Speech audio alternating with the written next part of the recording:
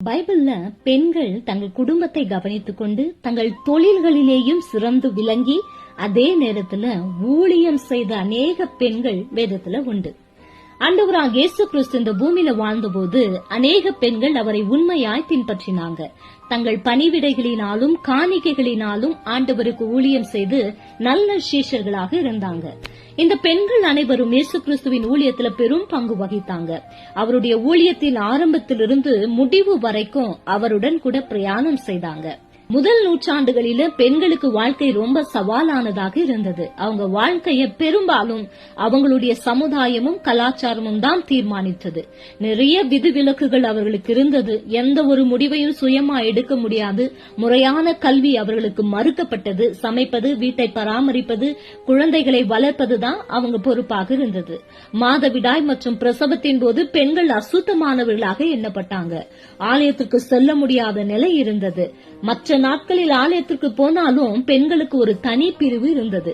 இப்படிப்பட்ட காலத்துலதான் ஆண்டவராக இயேசு கிறிஸ்து இந்த பெண்களை தன்னுடைய ஊழியத்தில் எப்படி வரவேற்றார், அவர்களை எப்படி பயன்படுத்தினார், அவர்களிடத்தில் ஆண்டவர் எப்படி நடந்து கொண்டார் என்று நாம பார்க்கும்போது அது மிகவும் அழகா இருக்கிறது, ஆச்சரியமா இருக்கிறது. ஆண்டவர் இந்த பெண்கள் மீது தம்முடைய அன்பை மிகுந்த அழகாய் வெளிப்படுத்தி இருப்பார். மிகுந்த மரியாதையுடனும் கண்ணியத்துடனும் அவர்களிடத்துல நடந்து கொண்டதை நாம வேதத்துல பார்க்கலாம். ஒரு தகப்பனை போல அவர் செயல்பட்டதை நீங்க எல்லா இடத்திலும் பார்க்க முடியும்.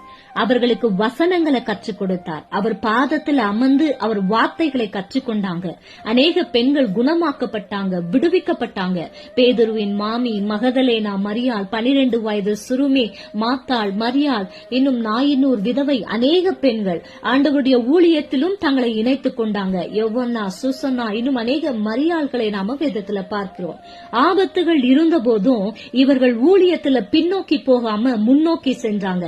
இன்றைக்கு வரைக்கும் நமக்கு சாட்சியாக நிற்கிறாங்க.